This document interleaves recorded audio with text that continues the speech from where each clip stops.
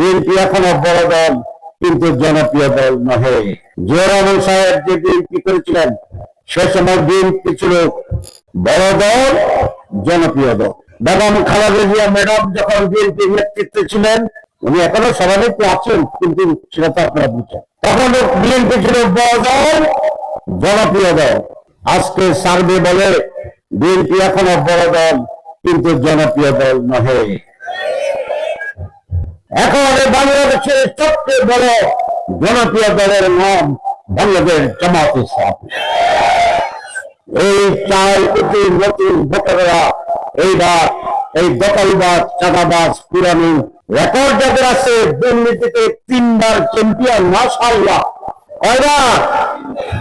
এইসব চ্যাম্পিয়নদেরকে আর ভোট দিবে না ইনশাআল্লাহ। সংস্কার না করার মানে হচ্ছে আবার সেই 15 বছর অন্ধকারে ফিরে যাওয়া। সংস্কার না করার মানে হচ্ছে আবার অন্যায় ভাবে ভোট ডাকাতি করে, ভোট দিয়ে নির্বাচন করে আবার স্বৈরাচার বেশিরভাগ হওয়ার একটি রাস্তা এবং পথের দরজা জানালা খোলা রাখা। এটি শহীদদের প্রতি বেইমানি, এটা রক্তের সাথে বিশ্বাসঘাতকতা। বাংলাদেশকে আর পিছলে নেওয়া যাবে না। প্রয়োজন হলে আবার জুলাই বিপ্লবের ডাক দেওয়া হবে, আবার 5 আগস্টের আবির্ভাব হবে। বাংলার মানুষ আর স্বৈরাচার ফেসিবাদে ফিরে যাওয়ার সুযোগ দেখে না।